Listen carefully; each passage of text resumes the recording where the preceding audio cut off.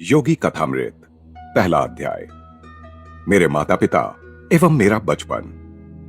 परम सत्य की खोज और उसके साथ जुड़ा गुरु शिष्य संबंध प्राचीन काल से ही भारतीय संस्कृति की विशेषता रही है। इस खोज के मेरे अपने मार्ग ने मुझे एक भगवत स्वरूप सिद्ध पुरुष के पास पहुंचा दिया, जिनका सुघड़ जीवन युग युगांतर का आदर्श बनने के लिए ही तराशा हुआ था। वे उन महान विभूतियों में से एक थे जो भारत का सच्चा वैभव रहे हैं। ऐसे सिद्ध पुरुषों ने ही हर पीढ़ी में अवतरित होकर अपने देश को प्राचीन मिस्र यानी इजिप्ट एवं बेबीलोन के समान दुर्गति को प्राप्त होने से बचाया है।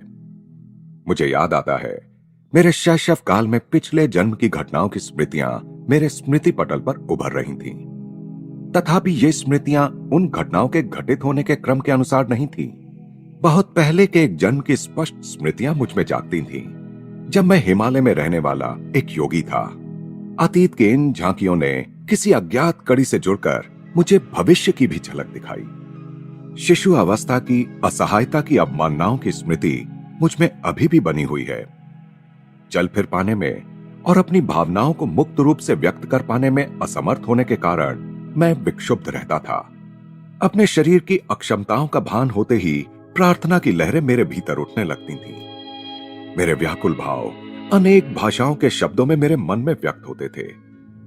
विविध भाषाओं के आंतरिक संभ्रम के बीच मैं धीरे धीरे अपने लोगों के बंगाली शब्द सुनने का अभ्यस्त होता गया। यह थी शिशु मस्तिष्क की मन बहलाने की सीमा, जिसे बड़े लोग केवल खिलौनों और अंगूठा चूसने तक ही सीमित मानते हैं। इस मानसिक विक्षुब्धता और मेरा साथ न देने वाले शरीर के कारण कई बार मैं झल्लाकर आकुलता से रो पड़ता था। मेरी आकुलता पर परिवार में सबको होने वाला विस्मय मुझे याद है। सुखद स्मृतियां भी अनेक हैं। मेरी मां का दुलार और तुतलाने तथा लड़खड़ा के चलने के मेरे आरंभिक प्रयास। इन आरंभिक सफलताओं को सामान्यतः जल्दी ही भुला दिया जाता है, परंतु फिर भी ये आत्मविश्वास की स्वाभाविक आधारशिलाएं होती हैं। मेरी इन सुदूरगामी स्मृतियों का होना कोई अपूर्व बात नहीं है। अनेक योगियों के विषय में ज्ञात है कि उन्होंने जन्म मृत्यु के नाटकीय अवस्था परिवर्तन में भी अपने आत्मबोध को बनाए रखा। यदि मनुष्य केवल शरीर होता तो निसंशय उसकी मृत्यु के साथ ही उसका अस्तित्व समाप्त हो जाता। किंतु यदि युग युगांतर से सिद्ध महात्माओं ने सत्य प्रतिपादित किया है, तो मानव मूलतः अशरीरी सर्वव्यापी आत्मा है। शैशवावस्था की सुस्पष्ट स्मृतियों का होना विलक्षण तो है, किंतु ऐसी घटनाएं अति दुर्लभ भी नहीं।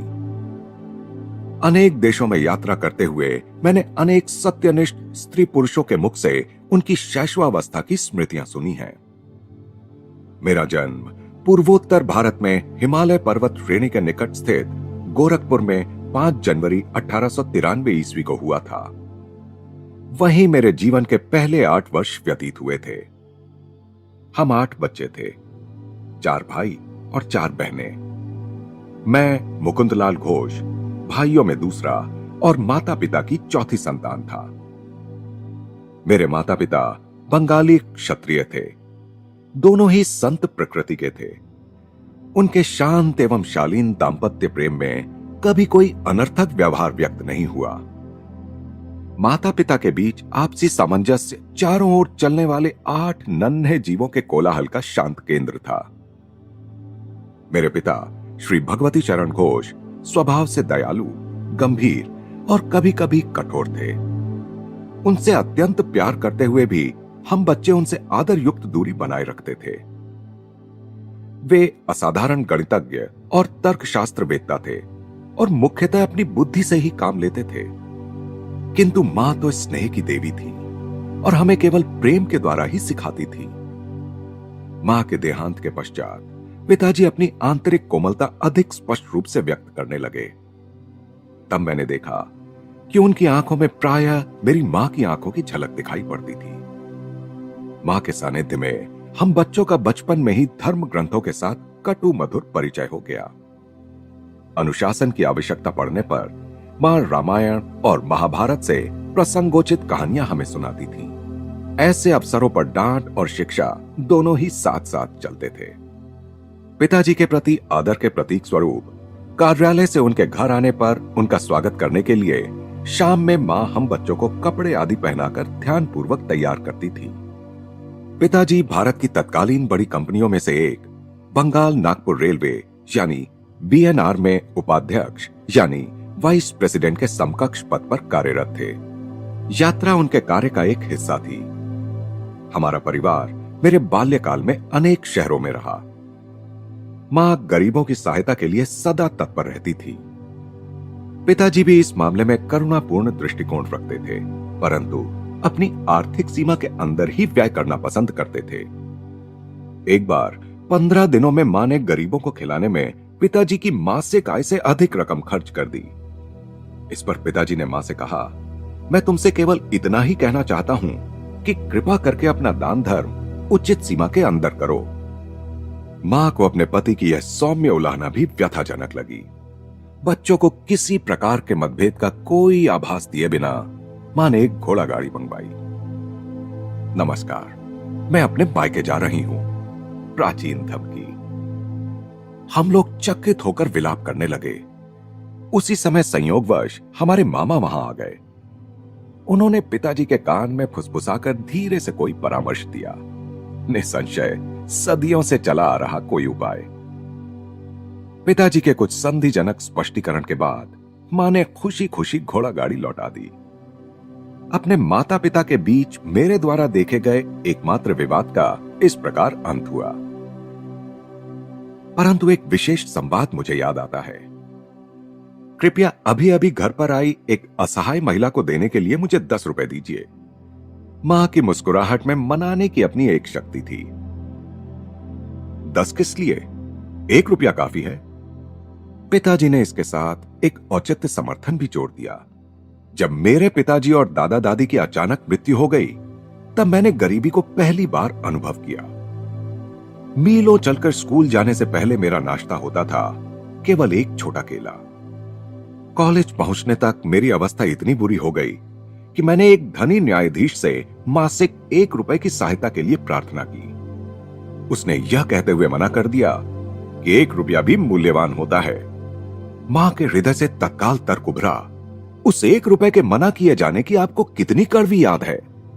क्या आप चाहते हैं कि यह महिला भी आपके द्वारा इन 10 रुपयों को मना किए जाने की वैसी ही दुखद स्मृति अपने मन में रखे जिनकी उसे तीव्र आवश्यकता है?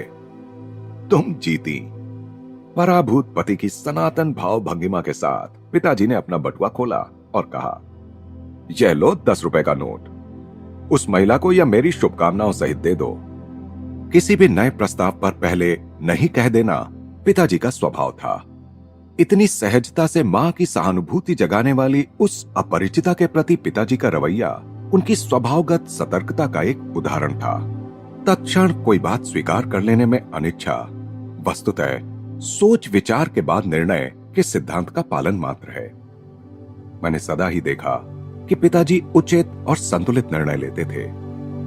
यदि मैं अपने अनेकानेक अनुरोधों के पक्ष में एक दो अच्छे तर्क प्रस्तुत कर देता तो वे सदा ही मेरी इच्छा पूरी कर देते, चाहे वह इच्छा छुट्टियों में भ्रमण यात्रा की हो या नई मोटरसाइकिल की। अपने बच्चों के बाल्यकाल में पिताजी अनुशासन में उनके साथ दृढ़ता बरतते थे, परंतु स्वयं किसी वैरागी की तरह सरल सात्विक जीवन व्यतीत करते थे। उदाहरणार्थ, वे कभी थिएटर नहीं गए, बल्कि विभिन्न आध्यात्मिक साधनाओं में और भगवत गीता पढ़ने में ही उन्हें आनंद आता था। उन्होंने सारे सुखोपभोगों का त्याग कर दिया था, यहां तक कि वे जूतों की एक जोड़ी का भी तब तक प्रयोग करते थे जब तक कि वह बिल्कुल ही प्रयोग न करने योग्य न हो जाए। मोटर कारें साधारण चलन में आ जाने के बाद उनके बेटों ने कारें खरीद ली, परंतु पिताजी प्रतिदिन अपने ऑफिस जाने के लिए ट्राम गाड़ी की सवारी में ही संतुष्ट रहे।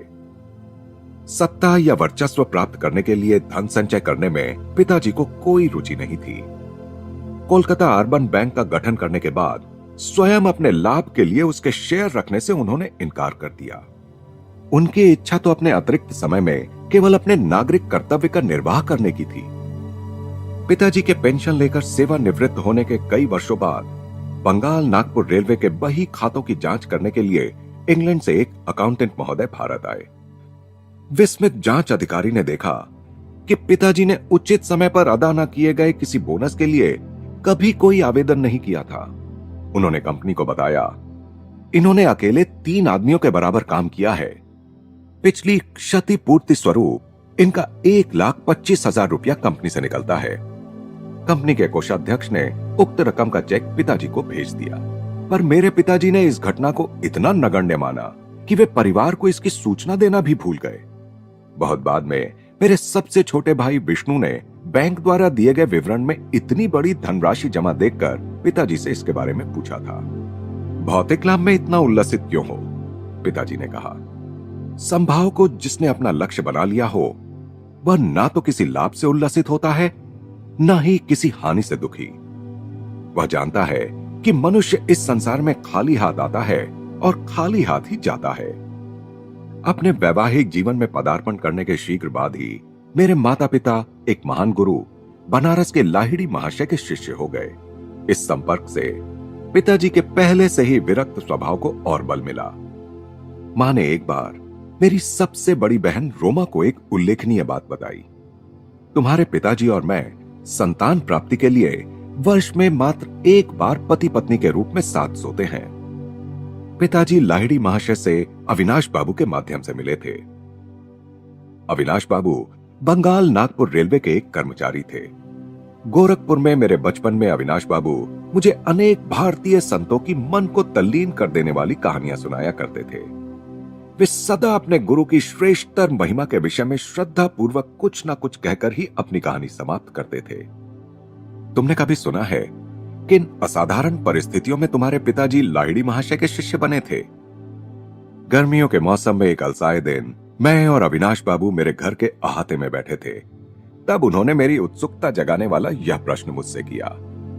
मैंने आशा भरी मुस्कुराहट के साथ ना में सिर हिलाया। तुम्हारे जन्म से कई वर्ष पहले मैंने अपने वरिष्ठ अधिकारी अर्थात तुम्हारे पिताजी से अपने गुरु का दर्शन करने बनारस जाने के लिए 1 सप्ताह की छुट्टी देने की याचना की, पर तुम्हारे पिताजी ने मेरी इच्छा का उपहास किया। उन्होंने कहा, क्या तुम धार्मिक कट्टरवादी बनना चाहते हो? यदि जीवन में आगे बढ़ना चाहते हो तो अपने काम पर ध्यान दो। झाड़ियों में से गुजरती एक पगडंडी से उस दिन उदास मन लिए मैं घर जा रहा था कि पालकी पर सवार तुम्हारे पिताजी से मेरी मुलाकात हो गई। उन्होंने पालकी और नौकरों को विदा कर दिया और मेरे साथ चलने लगे। मुझे सांत्वना देने के लिए वे सांसारिक सफलता के लिए प्रयास करने के लाभ मुझे समझाने लगे, पर मैं उनकी बातें बेमन होकर सुन रहा था। मेरा हृदय बार बार यही पुकार रहा था, लाहिड़ी महाशय, मैं आपके दर्शन के बिना जी नहीं सकता। हम लोग चलते चलते एक सुनसान मैदान के किनारे पहुंच गए, जहां सांध्यकालीन सूर्य की किरणें लहराती ऊंची जंगली घास पर चमक रही थी। हम लोग उस मनोरम दृश्य को देखने के लिए रुक गए। वहां उस मैदान में हमसे कुछ ही गज की दूरी पर मेरे महान गुरु अकस्मात प्रकट हो गए। उनका स्वर वातावरण में गूंज उठा, भगवती, तुम अपने कर्मचारी के प्रति अत्यंत कठोर हो। इसके साथ ही वे जिस रहस्यमय ढंग से प्रकट हुए थे उसी रहस्यमय ढंग से अंतर्धान हो गए। मैं जमीन पर घुटने टेककर लाहिड़ी महाशय पुकार रहा था। कुछ क्षणों के लिए तुम्हारे पिताजी स्तंभित हो गए। अविनाश, मैं न केवल तुम्हें छुट्टी दे रहा हूं, बल्कि वाराणसी जाने के लिए मैं स्वयं भी छुट्टी ले रहा हूं। तुम्हारी सहायता करने के लिए जब चाहे अपनी इच्छा के अनुसार प्रकट होने की शक्ति रखने वाले इन महान लाहिड़ी महाशय के दर्शन मुझे करने ही होंगे। मैं अपनी पत्नी को भी साथ लूंगा और इन महान गुरु से प्रार्थना करूंगा कि वे हमें अपने आध्यात्मिक पथ में दीक्षित करें। क्या तुम हम दोनों को उनके पास ले चलोगे? अवश्य। अपनी प्रार्थना के इस चमत्कारपूर्ण उत्तर को पाकर और घटनाओं के इतने शीघ्र अनुकूल मोड़ लेने पर मेरा मन आनंद से गदगद हो उठा था। अगले दिन शाम को तुम्हारे माता पिता और मैं रेलगाड़ी से वाराणसी के लिए चल पड़े। अगले दिन हम लोग वहां पहुंचे तो कुछ दूर तक घोड़ा गाड़ी से गए और फिर तंग गलियों में से चलते हुए मेरे गुरु के घर पहुंचे। उनका घर आसानी से दिखाई नहीं पड़ता था। उनकी छोटी सी बैठक में प्रवेश करने पर वहां हमेशा की तरह पद्मासन में बैठे हुए गुरुदेव को हमने प्रणाम किया। उन्होंने अपनी हृदय वेदी आंखें झपकाईं और उन्हें तुम्हारे पिताजी पर स्थिर कर दिया। भगवती, तुम अपने कर्मचारी के प्रति अत्यंत कठोर हो। 2 दिन पहले घास भरे मैदान में कहे हुए वही शब्द उन्होंने फिर से दोहराए। फिर उन्होंने आगे कहा, मुझे खुशी है कि तुमने अविनाश को आने की अनुमति दी और साथ में तुम भी अपनी पत्नी को साथ लेकर यहां आ गए। तुम्हारे माता पिता को अत्यंत आनंद हुआ कि गुरुदेव ने उन्हें क्रिया योग की दीक्षा दी। उस पवित्र दर्शन के अविस्मरणीय दिन से ही तुम्हारे पिताजी और मैं गुरु भाई के रिश्ते से घनिष्ठ मित्र रहे हैं। लाहिड़ी महाशय ने तुम्हारे जन्म में विशेष रुचि दिखाई थी। तुम्हारा जीवन निश्चय ही स्वयं उनके जीवन के साथ जुड़ा रहेगा।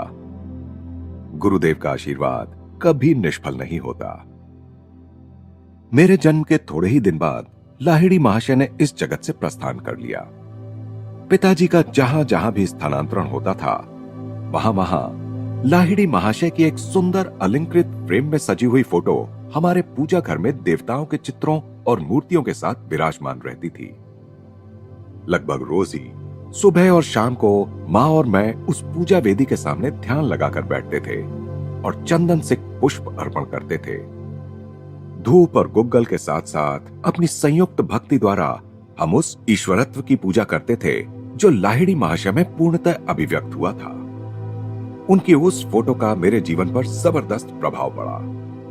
जैसे जैसे मैं बड़ा होता गया, वैसे वैसे मेरे मन में उस महान गुरु का विचार अधिक दृढ़ होता गया। ध्यान में प्रायः मैं देखता कि उनकी छवि उस छोटे से फ्रेम से बाहर आ गई है और जीवित रूप धारण कर मेरे सामने बैठ गई है।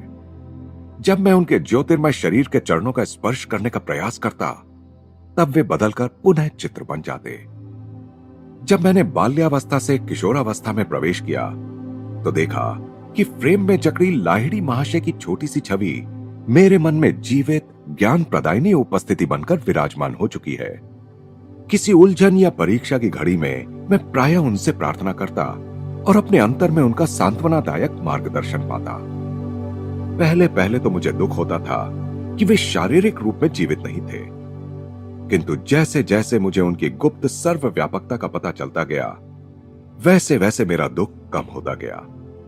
अपने उन शिष्यों को जो उनके दर्शन के लिए अति लालायित रहते थे, वे प्रायः लिखा करते थे, जब मैं सदा तुम्हारे कूटस्थ यानी दिव्य दृष्टि की पहुंच में हूं, तो मेरे अस्थि मांस को देखने के लिए आने की क्या आवश्यकता है।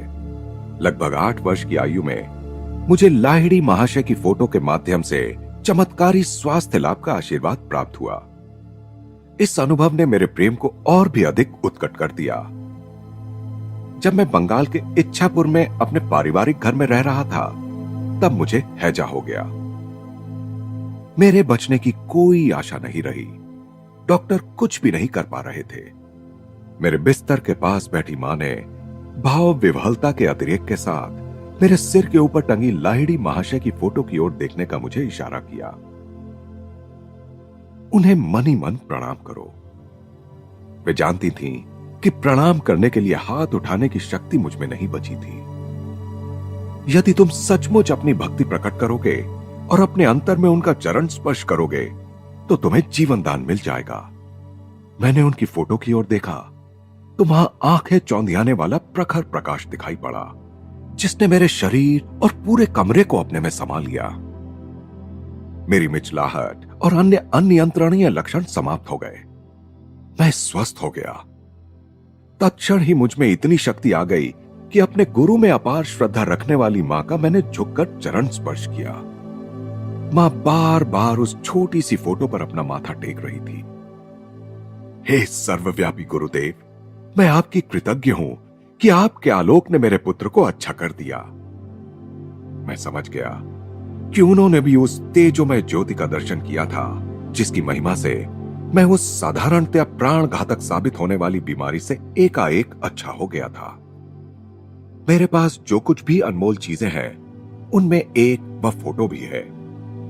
स्वयं लाहिड़ी महाशय द्वारा पिताजी को दी गई यह फोटो एक पवित्र स्पंदन से युक्त है।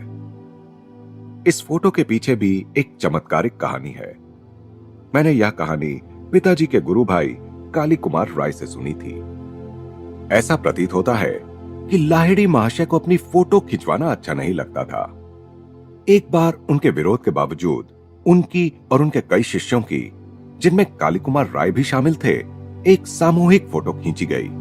पर उस समय फोटोग्राफर के आश्चर्य की सीमा न रही जब उसने देखा कि उस फोटो में सब शिष्यों के चित्र तो एकदम स्पष्ट दिखाई दे रहे थे, परंतु बीच में जहां उसने लाहिड़ी महाशय का चित्र होने की सार्थक आशा की थी, वहां कोई आकृति नहीं थी।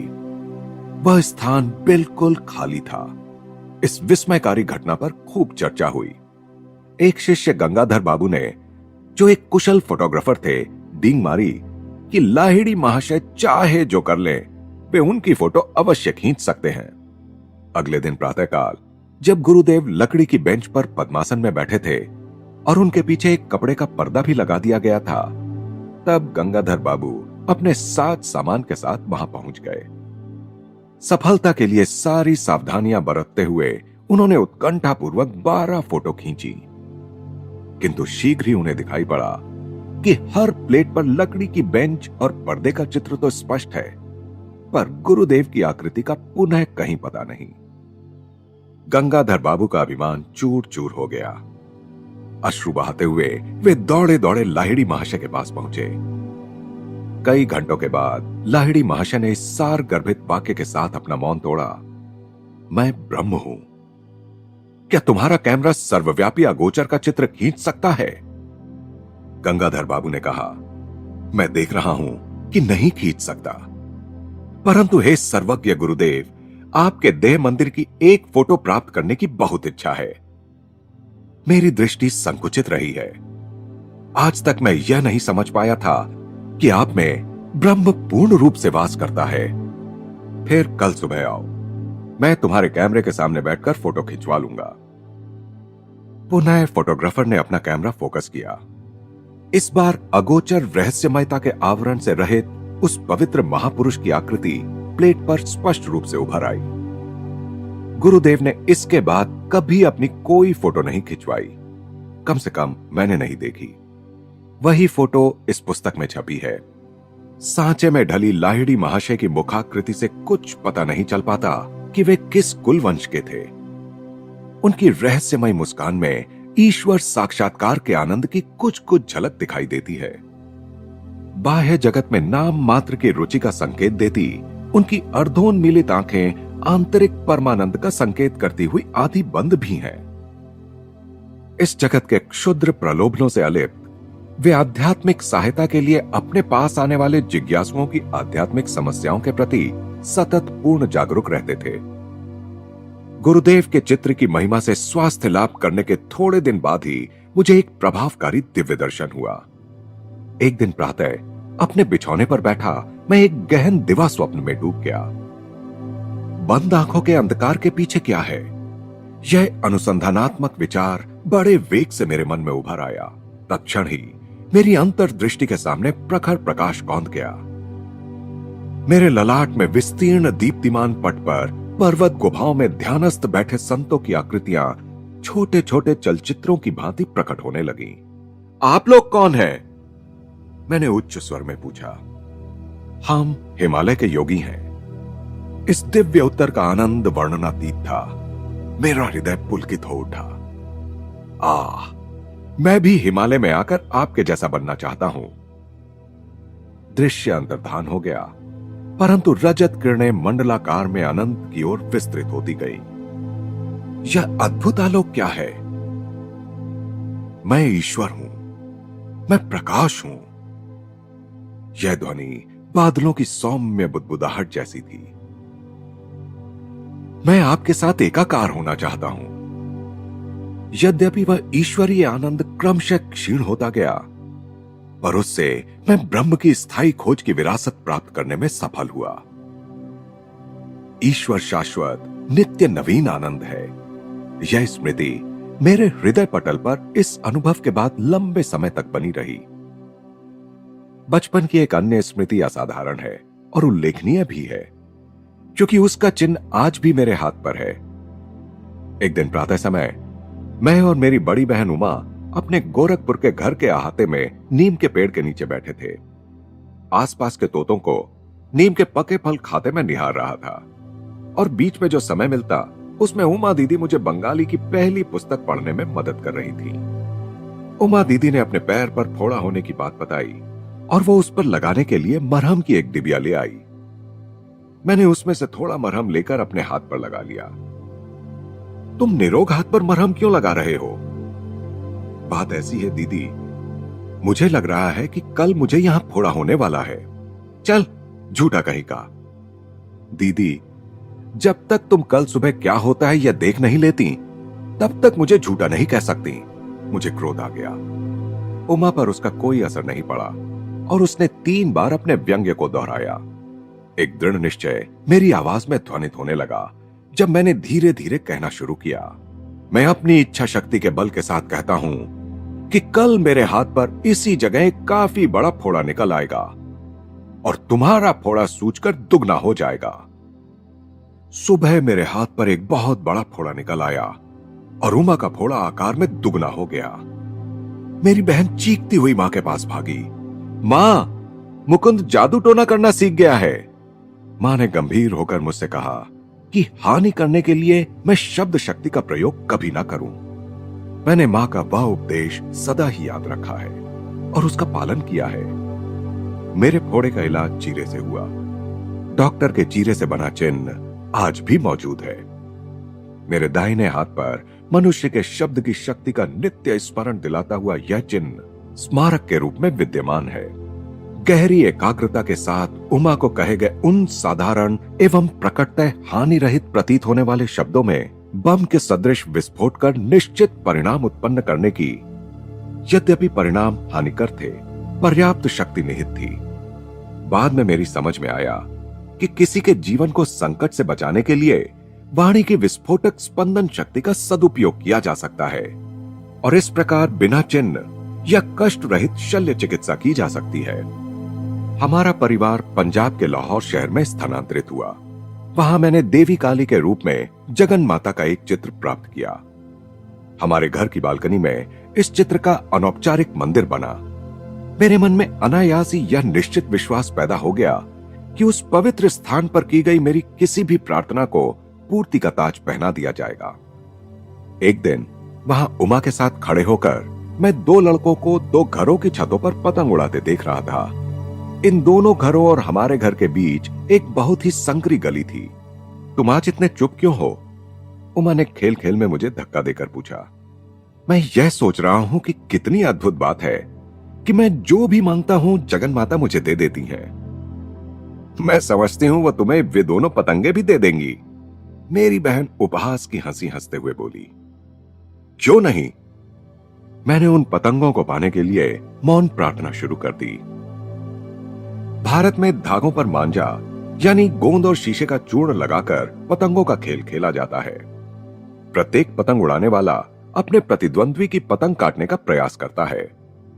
कटी हुई पतंग छतों के ऊपर से जाती है, तब उसे पकड़ने में बड़ा मजा आता है। उमा और मैं ऐसी बालकनी में खड़े थे जिसके ऊपर छत थी और दोनों ओर दीवारें भी थीं। इसलिए किसी कटी पतंग का हमारे हाथ आना असंभव प्रतीत होता था, क्योंकि स्वाभाविक तौर पर उसका धागा छत के ऊपर ही लटकता हुआ आगे निकल जाता। गली के उस पार पतंग उड़ाने वालों ने अपना खेल शुरू किया। एक धागा कट गया, तत्क्षण ही पतंग मेरी दिशा में लपकी। अचानक हवा बंद हो जाने के कारण वह पतंग एक क्षण के लिए स्थिर हो गई और इसी बीच उसका धागा सामने वाले घर के ऊपर उगे नागफनी के एक पौधे में उलझ गया। मेरे पकड़ने के लिए एक पूरा फंदा बन गया। मैंने यह पुरस्कार उमा को सौंप दिया। यह तो केवल एक असाधारण संयोग था, न कि तुम्हारी प्रार्थना का उत्तर। यदि वह दूसरी पतंग भी तुम्हारे पास आ जाए तो मैं मानूंगी। दीदी की काली आंखों से उनके शब्दों की अपेक्षा कहीं अधिक विस्मय प्रकट हो रहा था। मैंने तीव्रता से अपनी प्रार्थनाएं जारी रखी। उस दूसरे पतंग उड़ाने वाले के जोर से झटका मारने के कारण उसका धागा भी टूट गया। हवा में नाचती हुई पतंग मेरी ओर आने लगी। मेरे सहायक नागफनी के पौधे ने फिर से धागे को उलझाकर आवश्यक फंदा बना दिया ताकि मैं उसे पकड़ सकूं। मैंने अपना यह दूसरा पुरस्कार भी उमा को भेंट कर दिया। सचमुच जगन माता तुम्हारी प्रार्थना सुनती है। यह सब मेरे लिए विलक्षण है। दीदी भयभीत मृगशावक की भांति भाग गई।